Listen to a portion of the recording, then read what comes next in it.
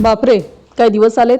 शाळेत शिक्षिकेने विद्यार्थ्यांच्या गुप्तांगासोबत असा प्रकार. आईवडिलांनी आपल्या लहान शाळेत पाठवताना त्यांच्या मनात एकच विश्वास असतो की आपली मुलं शाळेत सुरक्षित राहील, शिकेल, खेळेल आणि हसतमुखाने घरी परतेल.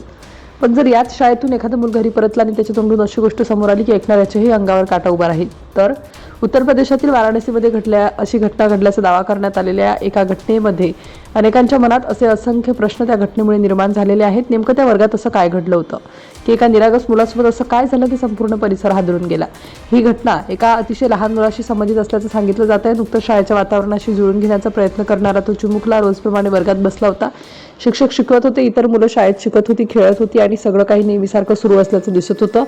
पण काही वेळानंतर त्या मुलासमोर अशी एक अडचण उभी राहिली जी प्रत्येक लहान मुलाच्या आयुष्यात कधी ना कधी येते. मुलाला लघवीला जायचं होतं. त्याने वर्गात आपल्या शिक्षिकेकडे परवानगी मागितल्याचं सांगितलं जात आहे. तो वारंवार विनंती करत होता कारण त्याच्यासाठी जास्त वेळ थांबणं शक्य नव्हतं. मात्र त्याला परवानगी मिळाली नाही असा आरोप करण्यात आला. काही क्षण गेले आणि अखेर ते चिमुकल्याचा संयम सुटला. त्याच्याकडून पॅटमध्येच लघवी करण्यात आली कारण त्याने वारंवार शिक्षिकेला परवानगी मागितल्यावरही शिक्षिकेने त्याला परवानगी दिलेली नव्हती. वर्गातली ती वेळ त्याच्यासाठी अत्यंत लाजिरवाणी ठरली. सामान्यपणे अशा वेळी एखादा शिक्षक मुलाला धीर देईल, त्याची समजूत काढेल, त्याला स्वच्छ करून घेण्यास मदत करेल अशी अपेक्षा असते. पण या प्रकरणात पुढे जे घडलं ते फार वेगळं होतं. त्याने अनेकांना हादरवून सोडलं. त्या वर्गात नेमकं काय झालं याबद्दल वेगळ्याच चर्चा सुरू झाल्या. मात्र त्या क्षणी बाहेर कुणालाच काही कल्पना नव्हती. दिवसभराचा वेळ संपला आणि मूल घरी परतलं. त्या दिवशी त्याच्या चेहऱ्यावर नेहमीसारखं हसू नव्हतं. तो शांत होता, घाबरलेला होता आणि वेदनेत असल्याचं कुटुंबियांच्या लक्षात आलं.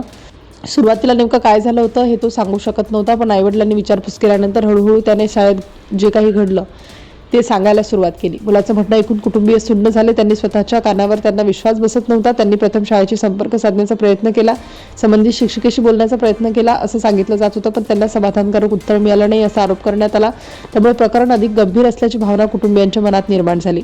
यानंतर मुलाच्या वडिलांनी शाळेच्या मुख्याध्यापिकेशी चर्चा केली. त्यांना अशी अपेक्षा होती की शाळा या प्रकरणाची गंभीर दखल घेईल, चौकशी करेल आणि सत्य समोर आणण्यासाठी सहकार्य करेल. मात्र कुटुंबियांचा आरोप आहे की त्यांना अपेक्षित सहकार्य मिळालं नाही, उलट त्यांना निराशाजनक अनुभव आला. दुसऱ्या दिवशी पुन्हा शाळेत जाऊन व्यवस्थापनाशी चर्चा करण्याचा प्रयत्न करण्यात आला, पण परिस्थितीत काहीही बदल झाला नाही असा दावा करण्यात आला. दरम्यान मुलाची प्रकृती आणि त्याची मानसिक अवस्था याबद्दल कुटुंबियांची चिंता वाढत होती. एवढ्या लहान वयात त्याच्यावर नेमकं काय बितलं असेल हा प्रश्न सगळ्यांनाच पडू लागला.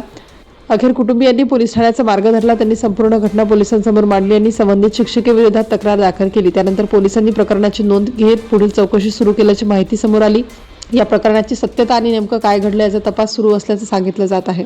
चौकशी दरम्यान अनेक प्रश्न उपस्थित झाले. वर्गात त्यावेळी इतर विद्यार्थी होते का, शाळेत सीसीटीव्ही कॅमेरे होते का, शिक्षकांनी, शाळा प्रशासनाने त्या दिवसाची नोंद काय केली होती, या सर्व प्रश्नांची उत्तरं तपासातून समोर येणार होती. त्यामुळे या प्रकरणाकडे अनेकांचं लक्ष लागलं. सोशल मीडियावरही या घटनेबद्दल मोठ्या प्रमाणात चर्चा सुरू झाली. अनेकांनी संताप व्यक्त केला तर काहींनी अधिकृत तपास पूर्ण होईपर्यंत संयम बाळगण्याचं आवाहन केलं. कारण अशा गंभीर प्रकरणामध्ये सत्य समोर येण्यासाठी अधिकृत तपास अत्यंत महत्त्वाचा असतो. दरम्यान कुटुंबियांनी केलेल्या आरोपानुसार त्या दिवशी वर्गात घडलेला हा प्रकार हा केवळ मुलाने पॅन्टमध्ये लघवी केल्यामुळे घडल्याचा दावा करण्यात आला.